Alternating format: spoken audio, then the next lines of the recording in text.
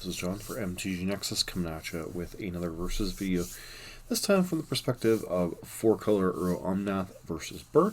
As a friendly reminder, if you like especially modern-based content, please consider subscribing to the channel, as we aim to be the most informative modern-based channel on YouTube for Magic the Gathering. So, as we'll note in the previous versus video, which was the Burn perspective versus Color Omnath, I'm a little bit restricted about how many cards I can borrow from a value standpoint, especially when we're taking a look at a deck like Color Uro Omnath, which is probably the most expensive deck in the modern format, if not one of the most, anywhere between the Uros, the Wrens, Force of Negations, Omnath.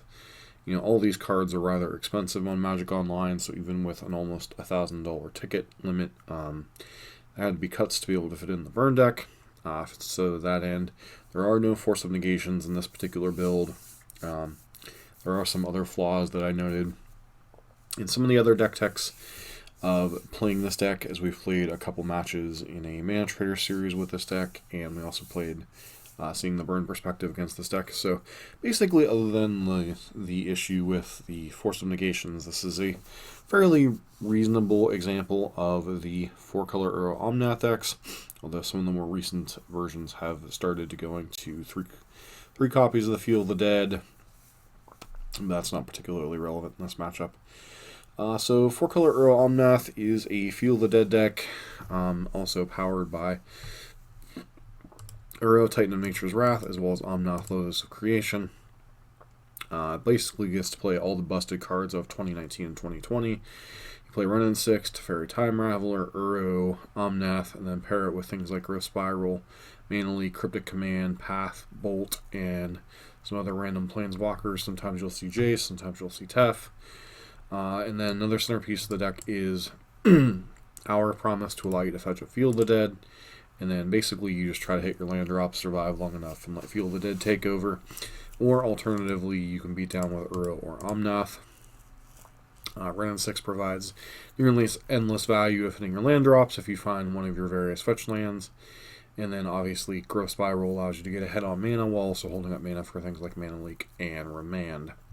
4 copies of Cryptic Command. I don't think this is the ideal version anymore, although it's a very powerful card, especially when you pair it with Mystic Sanctuary. It allows you to kind of control the mid-game. And part of what makes this deck so frustrating to play against sometimes is once they start, basically once they get out of the early game, if you haven't established an overwhelming position yourself, you're generally going to get destroyed. There's a lot of recursion with most of the deck. Cantripping, whether it be Remand, Renin 6, Growth Spiral, Teferi, Uro, Omnath, Cryptic Command, Teferi, Hero of Dominaria, Our Promise. Basically, you're not going to outvalue this deck, so you either have to go over the top of it with some type of combo or Tron deck, or go under it very quickly before they can set up. One of the vulnerabilities of this deck is its land base can be a little bit clunky in the early turns. And to that end, also, it doesn't have a lot of early interaction outside of some removal spells and a couple of counter spells. Sideboard, some Veil of Summers, 4 mirror matches, and discard spell decks. 3 copies of Aethergust for any type of red deck, which is obviously relevant as we're playing against Burn today. 2 copies of Tail's End. This was a card pushed heavily by Aspiring Spike in some of his deck lists, which I think is where it came up from this perspective. It's an okay card. Probably not a card that I would be playing in Color Uro if I was playing the deck, but definitely a card that was explored in this version. 4 copies of Cleansing Wildfire. Primarily here for Tron and to mess with other decks' mana bases, opposing Field of the Ruin decks, etc. Although Renin 6 does make that plan significantly worse. Wilt, probably primarily here for Blood Moon, as this deck is very vulnerable to the card in particular. Also can come up in a little bit in the Burn matchup, with things like Eidolon. So, not a terrible card to have access to. And a couple copies of Supreme Verdict for creature-based decks. So, let's get into some matches. Back here for match number 1. Once again, these are not the same matches that we saw from the Burn perspective. These are entirely different matches. We're on the play for this game, which is a nice thing to be. Taking a look at this hand. This hand seems okay. Obviously, we're lacking early interaction. We do have Growth Spiral into potential lands. We have an Uro to recoup us some life lost, Fairy to potentially interact. So, lead on Mystic Rainforest here. We see a Goblin Guide. We draw an Island. Crack, probably getting the Teamer Triumph here. Yep. And then just play that. Set up for Growth Spiral. Put it with a Goblin Guide start. We see another Growth Spiral on top of our deck.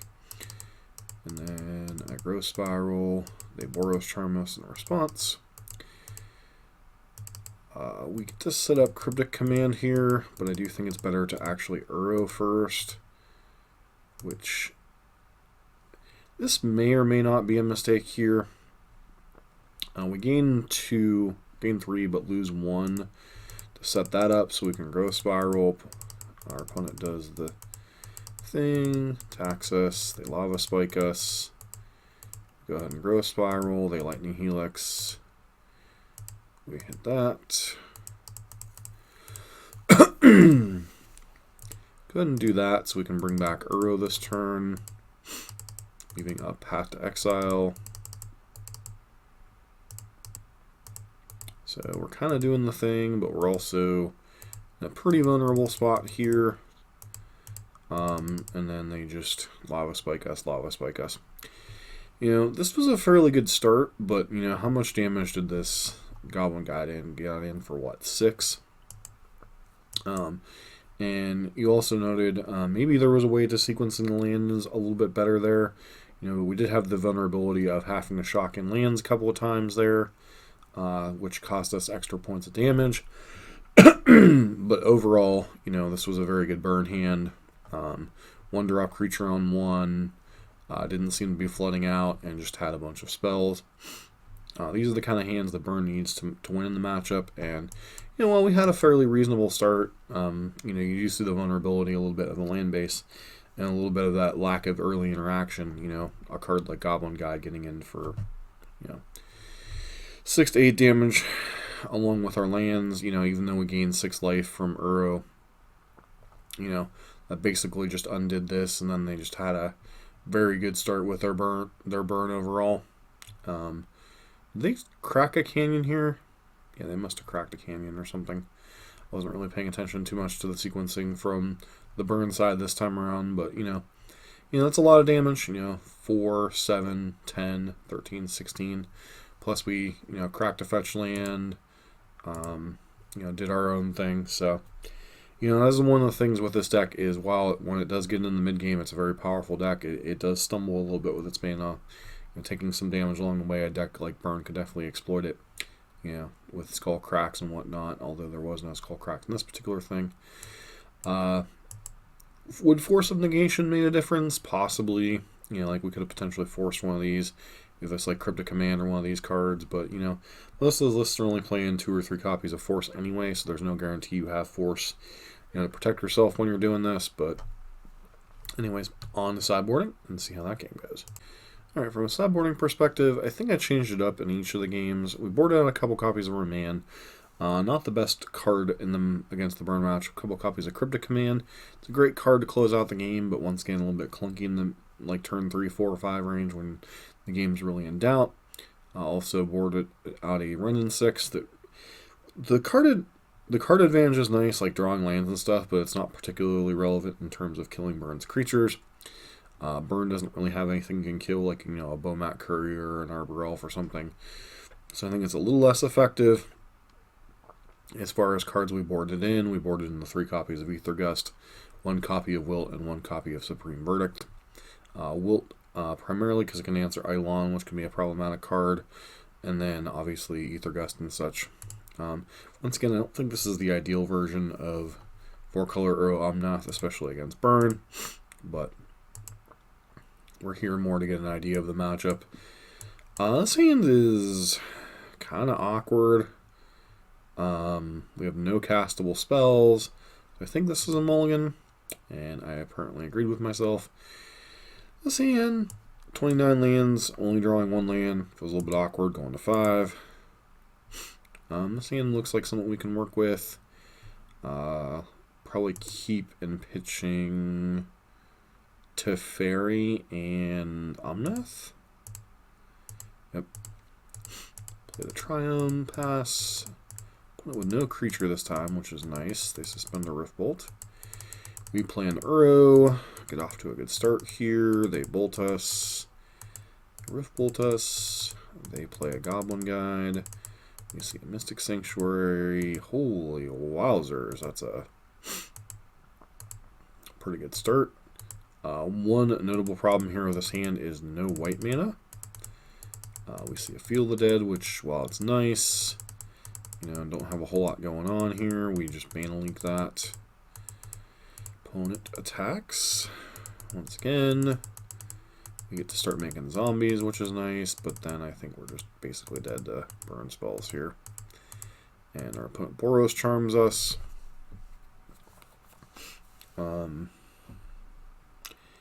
Yeah.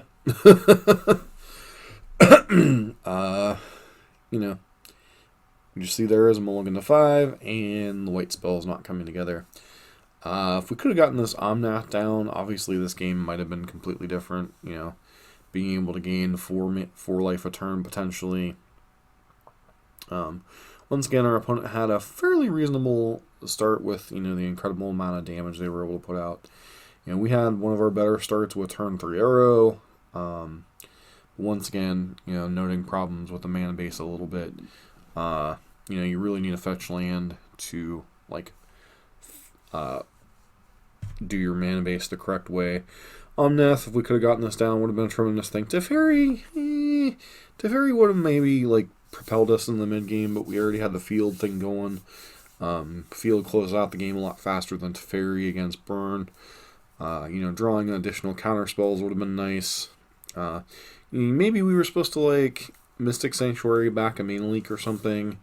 But, this is one of the things, we mulligan to 5, can't really get back Uro. This deck is really, it does have a lot of moving pieces to it. So, it is a very powerful deck and is probably the best deck in the format. It does have flaws and vulnerabilities that can be exploited by a deck like Burn sometimes.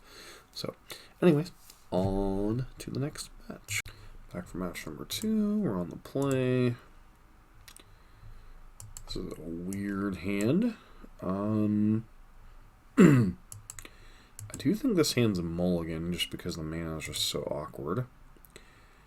This hand feels pretty good. We got an early bolt, an early growth spiral. I think it's a put back a Teferi kind of hand. Yep. Just because so many of Burn's threats are capable of doing things. So, Goblin Guide. I was supposed to play Scalding Tarn so I could get a basic mountain, but I'm not really sure that's something I'm in the market for. Because my mana is going to be restricted over here in the next couple turns, I do think bolting this Goblin Guide is correct. And then I could play Run there, but, I think we're more interested in holding up.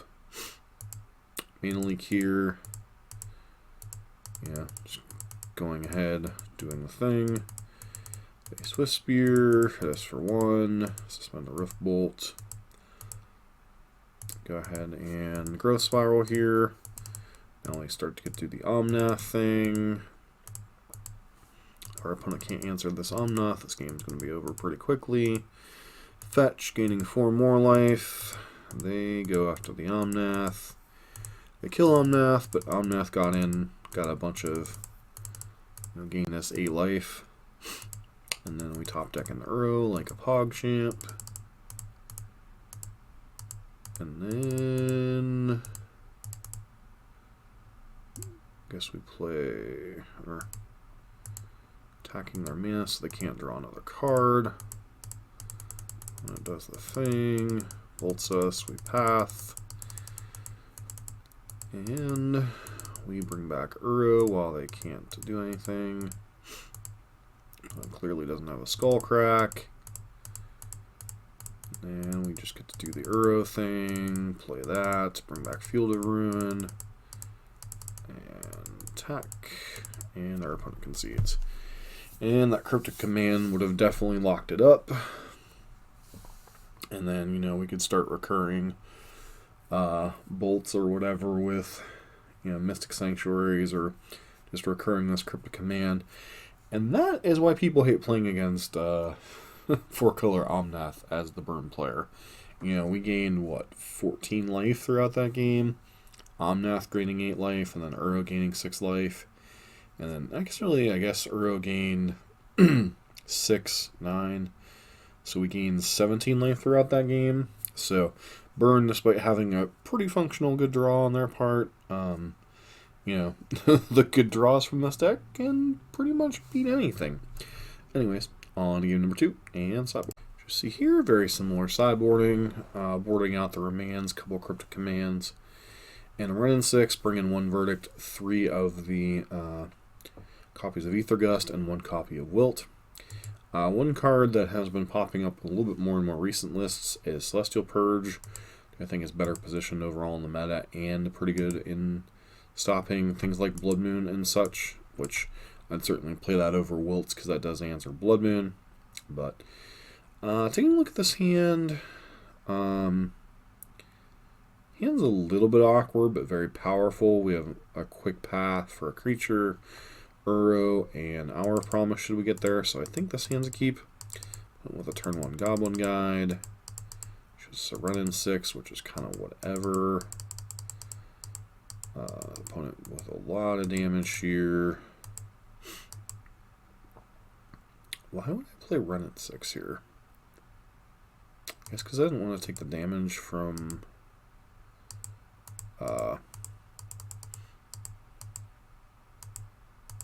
opponent got stuck on 1 land. Well, that makes a difference. Go ahead and Uro here. Again, no white source, which is kind of... Well, we do have a white source. Why didn't we path instead of playing run at 6? I don't know that I agree with that decision. Go ahead and do the thing here. We bolt the Swift Spear. It's possible I was just supposed to get regular... No, I couldn't get regular Island there because that would have restricted our ability to Omnath. Okay, we just cast Omnath and all of our problems go away. During our opponent's upkeep, we'll probably crack, gain another 4 life. Opponent does the thing.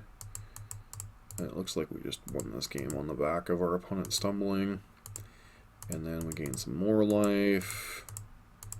Aethergust their thing away. Probably should have attacked there. Although I think at this point it really just doesn't matter.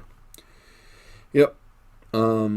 Definitely some questionable early decisions there on our part.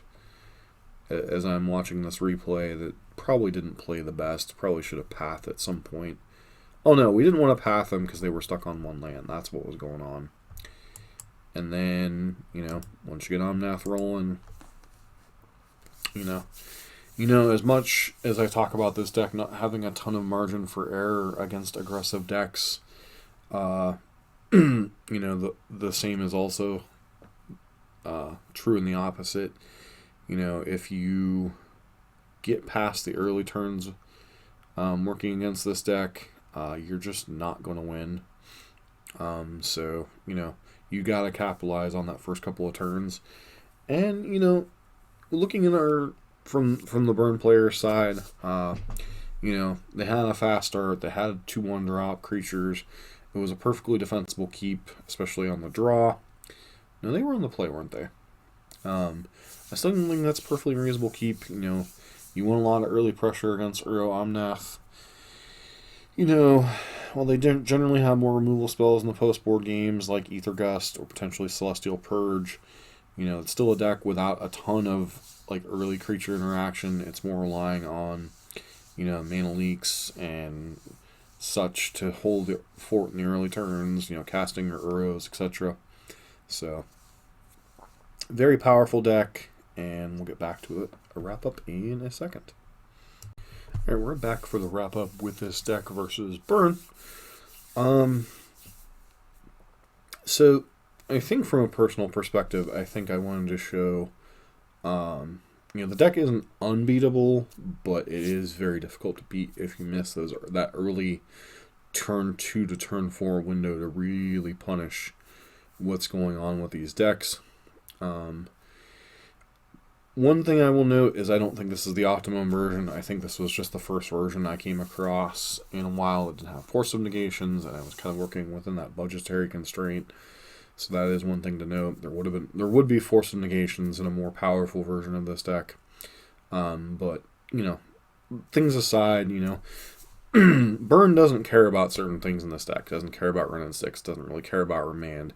Doesn't particularly care about Teferi Time Raveler in the context of this deck. Things it cares about: Uro, Omnath, early removal, and then whatever cards are out of the sideboard: Purge, Gust. Cards that matter in that regard. Obviously, you can also play Timely Reinforcements if you really need to be a deck like Burn. I think a better example of a deck, this deck version I played in a league, a little bit different. This one had Force of Negations. Had one more copy of Lightning Bolt. Still had the 3 Wrenn and 6. Only 2 Teferi, 1 Teferi Time Raveler. So very similar deck to what we were playing. Playing with in this particular video. But 3rd copy of the Field of the Dead, no Blast Zone. No copies of Remand. And then the sideboard's a little bit more indicative of what you'll face. A couple Celestial Purges, a couple Ether Gusts, a copy of an Oust, which is quite nice, especially against Death Shadow, which is kind of more on the rise again. This is definitely a version of the deck that I would probably be more interested in playing than the one that we played against with the Burn deck, or played with against Burn deck. But finer details aside, the deck's still very powerful, but it does have those weaknesses that can be exploited by certain decks. That turn 3, 4, 5 window that you have to close the game out before this deck just starts taking over with, its copies of Field of the Dead or its copies of Cryptic Command Locks. You have that window to close the game. So, anywho, this has been John for MTG Nexus with these Versus videos. The next Versus video we'll be back with is probably Burn versus Heliod Company or Heliod Combo. So if you're interested in that video, don't forget to give us a subscribe. And if you like these kind of videos, please let me know down in the comments.